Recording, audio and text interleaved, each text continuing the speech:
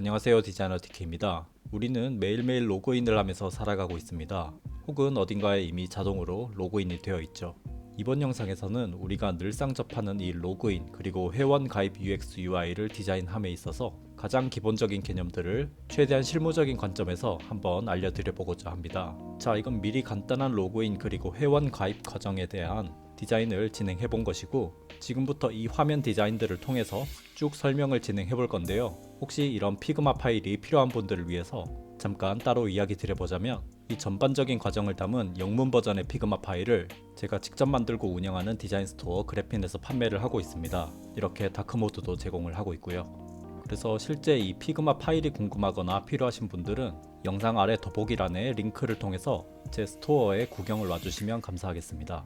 다만 이번 영상은 여러분들께 로그인 그리고 회원 가입과 관련된 기본 개념을 알려드리는 게 주된 목적의 영상이기 때문에 아까 알려드린 구매와 관련된 부분은 꼭 필요한 분들만 참고해 주시고 파일 없이 그냥 쭉 들으셔도 이해하는데 전혀 문제가 없으실 겁니다. 그럼 바로 시작을 해볼게요.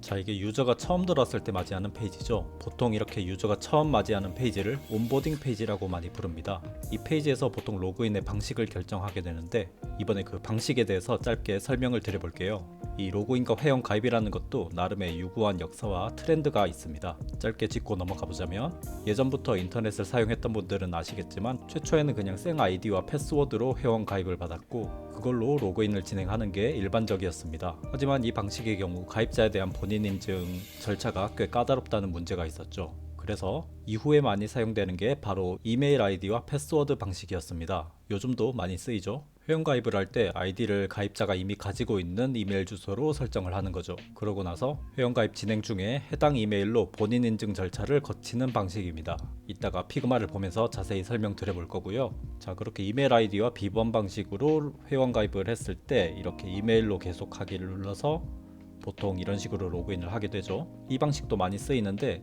요즘 좀 더 많이 각광을 받는 방식이 여기 이런 구글로 계속하기, 애플로 계속하기 이런 방식이죠.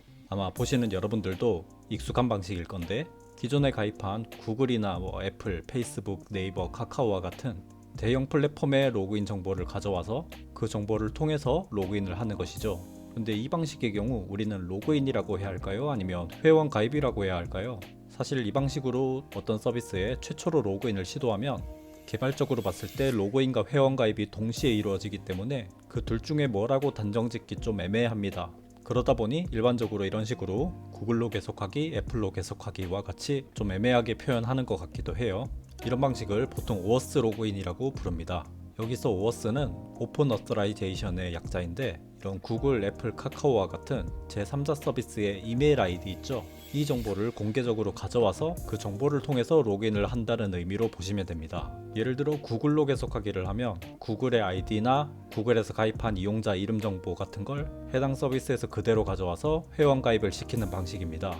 물론 비번을 가져오진 못하고요. 여기 이 오어스 방식으로 로그인을 진행하면 여러분들도 자주 보는 이런 창이 뜨고 해당 정보를 통해서 쉽게 로그인이 가능하죠. 어쨌든 이 온보딩 페이지에서 구글이나 애플로 오어스 로그인을 하게 되면 방금 이야기 드린 대로 진행된다고 보시면 되고요. 이번 영상에서는 이 이메일로 로그인을 하는 플로우를 살펴볼게요. 이메일로 로그인을 하는 경우는 이런 이메일 주소 입력 인풋과 패스워드 인풋이 있겠고요.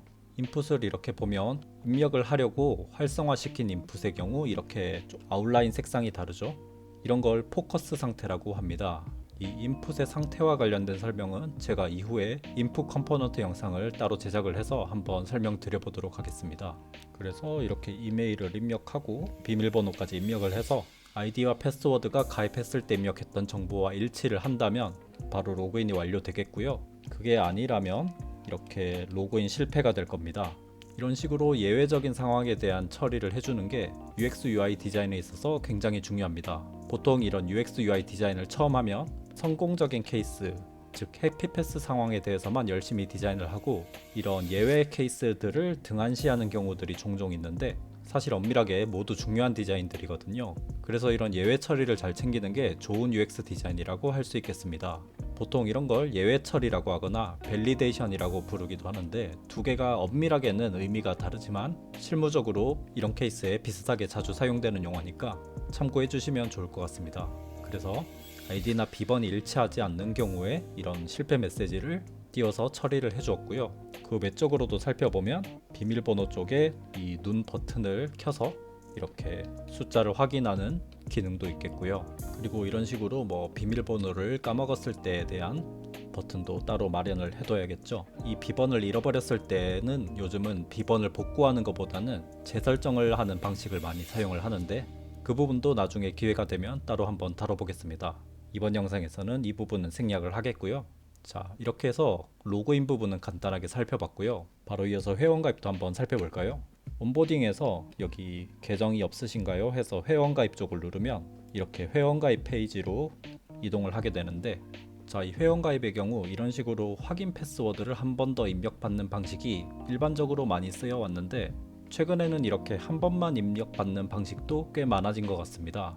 아무래도 요즘 비번을 설령 틀리게 입력하거나 분실을 하더라도 재설정 자체가 생각보다 간단해지고 하다 보니까 약간 이렇게 한 번 입력받는 방식으로 가입을 시키는 경우도 많은 것 같은데, 이런 경우 뭐 두 케이스 중에 뭐가 더 좋다라고 얘기할 수는 없을 것 같습니다. 이런 경우 해당 서비스의 성격에 맞게 설정을 하면 되겠고요. 전 일단 이렇게 한 번 입력받는 방식으로 진행을 해봤습니다. 이 경우에도 인풋 입력 값에 대한 밸리데이션이 들어가겠죠. 예를 들어 이런 식으로 이메일 형식이 맞지 않는 경우에 보통은 실시간으로 이렇게 좀 걸러내는 편이고요. 비밀번호의 경우는 서비스마다 이런 식으로 비번 설정 정책을 이렇게 설명으로 써주는 편인데요. 뭐 우리가 흔히 접하는 이런 뭐 8자 이상 특수문자 포함 그런 문구들 있잖아요. 그 기준에 맞게 밸리데이션이 이루어진다고 보면 되겠습니다. 그 조건에 부합을 하면 이렇게 가입 절차를 계속 진행시키면 될 거고, 그 조건에 부합하지 않으면 이런 식으로 예외 처리를 진행을 해주면 되겠습니다. 조건에 부합했을 때는 이렇게 조건에 잘 부합했다는 표시를 해주면 좋겠죠. 자, 그리고 아까 이야기 드린 대로 이런 식으로 본인 인증 절차를 들어가게 되는 경우가 많습니다. 그러지 않으면 좀 사칭 회원 가입이 많아지다 보니까 이렇게 본인 인증을 보통은 하는 편이고요. 보통은 지금 이 화면처럼 이메일 인증 방식이 꽤 많이 쓰이는 편이고, 국내 유저 타겟 서비스의 경우 휴대폰으로 4자리 코드를 보내거나 하는 인증 방식도 굉장히 많이 쓰입니다. 다만 글로벌 타겟으로 서비스를 하는 경우는 외국인들의 국제전화번호를 기입받는 과정이 생각보다 이 UX 흐름을 깨기 때문에 이메일 인증 방식이 조금 더 편한 방식으로 선호되는 편인 것 같고요. 그래서 저는 일단 이렇게 이메일 인증 방식으로 구현을 해봤고요. 이렇게 이 화면에서 다음을 누르면 인증 코드를 보내게 되고요. 그러면 이 이메일 주소로 인증 코드가 오겠죠. 그렇게 받은 인증 코드를 여기서 유저가 입력을 해주면 됩니다. 보통 4자리나 6자리 코드가 오게 되는데, 거기에 맞는 인풋 디자인을 진행해주면 되겠고요. 일반적으로 이 인증 코드 같은 경우 보안상 코드의 유효 시간이 있는 편이고, 혹시나 있을 수도 있는 메일 전송 오류를 고려해서 이렇게 다시 보내기 기능도 제공을 해주는 편입니다. 그래서 예를 들어 뭐 다시 보내기를 누르면 이렇게 새로운 인증 코드를 다시 전송했다는 토스트를 띄워주면서 이메일로 인증 코드를 다시 보내주면 되겠고요. 만약에 인증 코드를 틀리게 입력했을 경우는 이렇게 인증 코드가 일치하지 않는다는 에러 메시지를 띄워주면 될 것이고, 만약에 유효기간이 지나게 되면 이런 식으로 유효시간이 지났다는 메시지를 띄워주면 되겠습니다. 만약에 정확하게 입력을 했다면 이런 식으로 회원가입을 성공적으로 마치게 되면 될 것이고, 로그인 페이지로 이동시켜서 아까 봤던 여기서 다시 로그인을 해서 들어갈 수 있게 페이지 이동 버튼을 제공해주면 되겠죠.